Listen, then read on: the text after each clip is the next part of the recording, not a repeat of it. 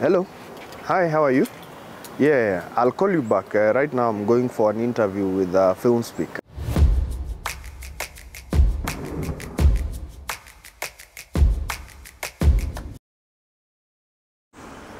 An international revolution is unfolding for the Kenyan theatre lovers and practitioners. We sit down with the international cultural relations specialist Kevin Kahuro, and he gives us an exclusive interview about the growth of the Kenyan theatre and how we are exporting it to the world and enhancing the country's economic growth. Great. So my name is Kevin Kimani Kahuro.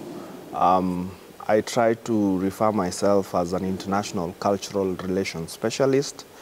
And this role involves working internationally, of course, facilitating collaborations between Kenyan artists and international artists from across the globe, and also trying to have conversations around how we can promote our culture internationally, how we can also experience other people's culture as a country as well. And my main focus is normally on theatre. So I facilitate collaborations and partnerships within the theatre space. Kahuro, founder of the Kenya International Theatre Festival, has created a platform that celebrates both local and international theatre, showcasing the rich potential of Kenya's artistic talent. Yeah, the Kenyan theatre scene is growing and rightly so, very well. We are experiencing good times as a Kenyan theatre. We're having a lot of people producing work from all over the country. Right now, the Kenya Theatre Awards data tell us that we have performances, active performances and quality performances from at least 8 counties on the bare minimum, though quite a high percentage of that, close to 90 to 95% of that work is produced here in Nairobi.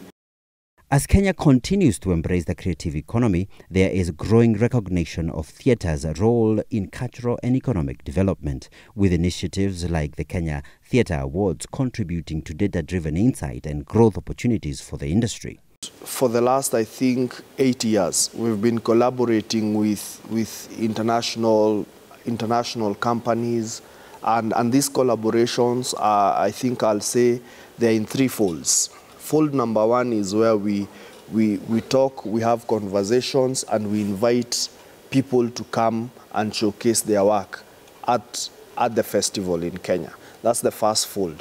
So here you involvement on discussion, how are you able to facilitate what they're able, how do you bring resources to bring these people, how do you discuss what are they able to put in, what are you able to put in, and then we organize a platform for them to showcase. That's fold number 1. Fold number 2 is where we have discussion on exporting Kenyan work. Are we able, also just the way we are able to receive work, are we able to send Kenyan production outside? And then fold number 3 is now where we work together to produce our work. And this could be talking to somebody to come to Kenya to facilitate an exchange. This could be capacity building, where there is, at the end of it, we are producing our work, or at the end of it, we are co-producing work that is able to tour. And these are many. We've done quite a number. I think the one that is, I would say that is most recent and very successful is one we've done with the Czech Republic with a company called Spitefire in Czech Republic, where we started with, and these relations and collaborations start very small. You start with engagements, they want to come participate at the festival. Maybe at this time you're starting, people are not able to afford air ticket and to fly in, maybe because of timelines, because of resources and all that. So we start with online engagement. So in this case, with one of the top and best directors in Czech Republic, she called Mirenka. She facilitated an online masterclass during the festival, and this was purely focusing on how do you create work. And that was in 2022. And then in 2023, that is last year, we hosted them here for 2 weeks. And this collaboration was also involved artists from the US. So they came here for 2 weeks.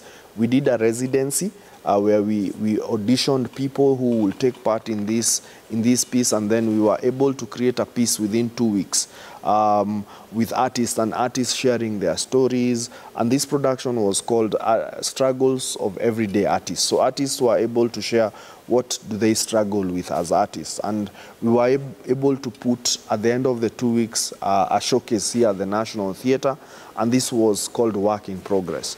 Within that context, we also developed a proposal to produce an inspiration work called Vivat Messi, and this would involve Messi as a footballer and as inspiration to young people to pursue their dreams. And we auditioned 2 freestyle footballers who were auditioned here in Kenya and went to Czech Republic for 2 months for an artistic residency. And what we did, we were able to produce work with artists from Czech Republic and artists from Kenya. They were all trained. They produced this piece that premiered in Prague in June this year.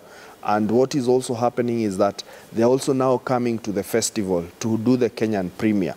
And the uniqueness is that we'll do a Kenyan premiere with Czech artists, but we'll also do a Kenyan premiere with Kenyan artists. So we'll also do the similar productions. And as Kenya, we'll be left with a full production that we can be able to tour in Kenya and also tour internationally. By developing creative talent and expanding theatre's reach across the country, Kenya's theatre scene has the potential to contribute significantly to the national economy. Kevin Kahuro's leadership within the Kenya Cultural Centre and his vision to sustain growth position theatre as a key player in Kenya's cultural and economic development. Right now, we're also in discussion of touring Kenyan plays, and right now we are discussing and seeing possibilities of touring a Kenyan production to the UK and looking at 2 months tour of Kenyan plays, just to showcase what we also have. It's not just a matter of hosting productions from across the world in Kenya. It's also giving an opportunity for Kenyans to also go and perform also there, so that we are able to spread our culture. What has been the most mind-blowing experience you've had during your travels? Just recently, I think something that has stood out in my travels, and I've traveled a lot, is theatre in the UK. And theatre in the UK is, and why I choose UK is because as a country we were also colonized by the UK. So there's a lot of influence on what we do in terms of theatre that was borrowed from the UK, especially the concept of the space, theatre as a space, as we know it, and how we, like this building was constructed by the colonial government. And there's a lot of influence in that regard. And what triggered me and what stood out for me is the concept of theatre that they operate with. So they have I'll say two distinct theatres or models. One is the fringe model, which is small theatre. So you will find one, and these small theatres are in unconventional theatre spaces. So they'll go look at maybe an old church, an old museum, an old factory, a building in a building, and there's a basement floor, and then they convert those spaces into theatres. And most of these spaces sit between 50 to maximum 200, the highest to 200 audience capacity, but most of them are between 50 to 120. And what that does is that they're able to produce shows that are intimate, shows that are small, and they're able to build audiences. And they're also able to do long runs within those spaces. So you'll find, because it's easier to mobilize 50 people to attend a show. Even if you are a small company, it's very easy to get 50 of your close friends to attend a show. And high chances you can do a 1 week run with the show when it's full. You know, it's very easy to produce. You're also thinking and producing small theater with little number of audiences, but high quality as well. The beauty is that all those spaces are very well equipped, and they are able to produce, and people are paying. And then there is the West End. The West End is these big theaters, now like this one. And these big theaters range from 1,000 I think the largest sits around 2,200, but I'm also told that's the one I went to, but I'm also told the others that even maybe go to 3,000, 5,000. And these spaces are fully commercial. And what they do, they produce hits. And they produce shows, and you'll find like this theater is only dedicated to one play. And that play will run for a minimum of like 5 years. There are some that run for an year or so, depending on the hit and the audiences, but there are some that have been running even for the last 30, 50 years. And that is the only theater performance that is on that space. And these are huge, and the tickets are very high. For example, I went to watch The Lion King. The audience capacity for that space is around 2,000 to 2,100 or thereabout. And the ticket I got is the cheapest ticket, because you're put in the balcony. You are almost like 800 meters away from the stage, close to a kilometer. Is so huge. And the ticket, if you convert that the amount of value to Kenya shillings, is close to 6,700. And that is the cheapest. Do the math. If you do the math, even if you assume everybody is paying that, that takes you to around 12, 15 million a day. You know, and there are people now paying like VIP top seats. They are paying close to 15, 16, close to, not even 15, it's close to 50,000 for VIP ticket. And you can imagine how much of money these people are making, and this production are running throughout. We can make as much money. Number one, I think there are few things that we need to put in place before we get there. Number one is training. And number two is infrastructure. You cannot get there without infrastructure, you know. We're speaking like this is one of the biggest spaces, but it only sits close to 430 currently. An improvement from 345, you know. If you do the math, it's very hard to get to those millions because you need big spaces. But also you need quality and well-trained actors, you know, an ecosystem from actors, directors, so that they're able to produce good shows. Number three, we also need to build audiences. And that's where we need to start from the small concept. We don't have a theater-going culture in Kenya. Not a lot of people go to the theaters. And that, I think that's the biggest struggles we have, because, and this is intrinsic, as I said, because as a people, we did not, you know, our ancestors did not grow up going to a certain space to watch a performance. A performance was where they were, you know. The performance was at home in the evening, you know. And this is, we consume this content because it's how we are structured. We never used to pay for it, you know, because it's part of it. Some argue that it used to be paid because there were entertainers who will be paid by, long ago, who will be paid, their work was purely entertainment. And once they entertain, they'll be paid using, you know, barter trade, then, which was very common. So you go entertain people, you're given a sack of maize, you're given a sack of potatoes. So yes, there is that kind of appreciation that has been there since long ago. But now we need to start this concept of fringe, where we are able to put up small theaters, small spaces within our community, and even start charging as little as 100, so that then we are able to grow that culture of people paying for content, you know, people paying to consume content, people going somewhere. Give them an alternative. Instead of going home at 5, you can pass through a theater, you know, watch a performance. And this performance could be even in the local language. And that's why I'm saying small, fringe.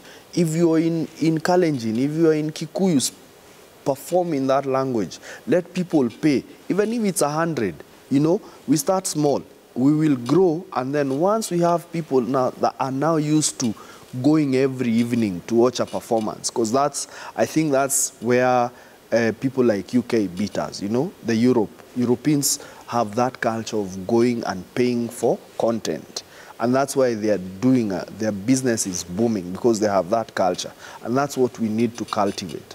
A theater-going culture where people are able to pay for a small fee, and then that fee will grow. And then once we have those small things, then once we build big spaces, because we have a culture, people will come and we will make money. Are there funding models put across to fund theatre projects for thespians in the country? Right now is a big challenge. I think one of the biggest challenge culture faces all over the world, and people say, is funding, but most specifically in Africa. And Kenya has not been left behind, unfortunately. We struggle with funding the creative sector. Huge challenge. There are best practices that can be replicated. One of the biggest challenge of why that is so is because we lack data. We don't have structures to fund, you know. Funding needs to be accessible for everyone, you know. And I'll give you a concept, and I know because I've had the opportunity to travel a lot, like in Switzerland, they receive quite substantial amount of money from government, a lot of it, substantial. And there are structures in which artists and institutions in the art are funded. And that funding starts right from the grassroots, the counties, I will call them, within our space. And it could even start even at the ward level. You know, artists within the ward level have access to a certain funding from the county government. And then the national government should also step in. Unfortunately, in Kenya, we don't even have a funding model for even the country. If you're in theater, you have to resource mobilize. It's very hard to even have access to government funding, because even government itself, the funding or the amount of money is allocating to culture is very little. And it is unfortunate, and I remember saying this somewhere, I think as recent as yesterday. Our constitution acknowledges that culture is the foundation of the nation, yet culture is the least funded sector. It receives an insignificant amount of money in government allocation. It doesn't even hit 0.001. It's very insignificant, close to our budget, and that is something that we need to change. We need to invest in art. We need to invest in infrastructure. We need to invest in the creative sector. I trust you, believe you me, if we invested the amount of money we invest in agriculture, we will get triple the benefits we get from agriculture. Creative economy is growing anywhere in Europe, anywhere in the world. Creative economy is growing at a higher rate of 60% than any other economy in the world. 60% higher than any other economy in the world. What does that tell you? It tells you there is huge potential, and we need to invest in creative arts. I know artists are struggling. I've struggled myself. You have to make ends meet yourself.